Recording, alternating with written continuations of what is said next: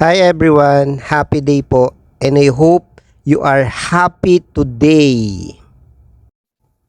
Don't forget to like and subscribe. Thank you. For today's video nga pala mga boss, eto magluluto tayo ng chicken pit adobo. Yan, meron tayong bawang, sibuyas, tapos sili. Tapos lalagyan natin ng konting luya guys, pang aroma. Guys, gisa-gisa lang natin yung bawang, sibuyas, konting sili, tapos may konting luya. Tapos ilalagay na natin guys yung chicken pit. Ayan, igigisa po natin. Sino yung ganito magluto guys, no? Nilalagyan ng konting luya. So ganito ako guys magluto, pero wala namang, pwede namang walang luya guys, no? Optional naman. Pero mas gusto ko yung may konting luya guys. So pagkatapos lalagay natin guys yung paminta, black pepper na durog.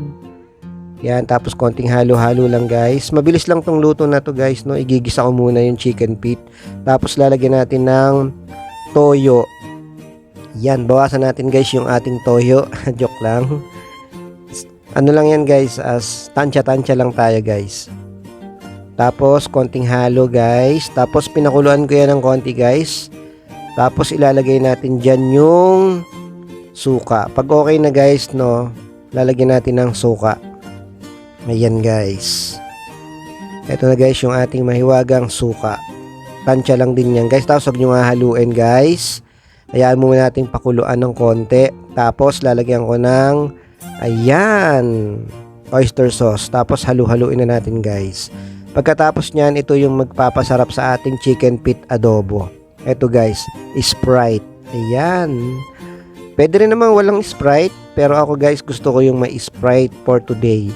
Yan, lalagay ko guys yung kalahati, tapos palalambutan ko na yan guys hanggang lumambot yung chicken pit. Ayan. O diba?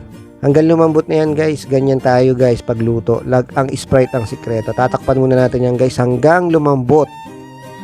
Ayan, pagkatapos ng 1 taon, ayan na guys.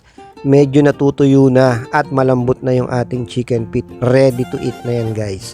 Ready to serve na yan guys. O diba? Gusto ko yung may sauce. Yung kasama ko nga pala guys nagluto ng sitaw na adobo. Tapos nilagyan ng maraming baboy. Tapos ako naman ito, chicken pit. O diba guys? Sobrang sarap kumain ito. So paano? Kain na tayo guys. Kasama ko dyan yung isang katrabaho ko. Ayan. So kakain na kami guys. Chicken pit. Tapos yung kanyang ulam ay sitaw na adobo. Ayan, sobrang sarap guys, no. Kaya naman kasi dito sa dorm namin mga boss ay nakakapagluto po kami. So pag marunong ka magluto, yun, maluluto mo yung gusto mo. Pero kung hindi ka naman marunong magluto guys, tiyak ko, makakasigurado matututo kang magluto dito pag dito ka napunta sa mga dormitory na pwedeng magluto. Kasi guys, merong mga dormitory o company guys na hindi pwedeng magluto. Bawal na bawal po sa kanila. Pero sa amin ay maluwag. Pwede kaming magluto guys. So yun guys, maraming salamat for today. Mag-iingat po tayo palagi. And always remember, be good and be positive lang tayo palagi sa ating mga buhay. Shout out po sa bawat isa. At patuloy na enjoy lang natin yung araw-araw. God bless you all. Thank you for watching. Bye bye po. Kain na po tayo.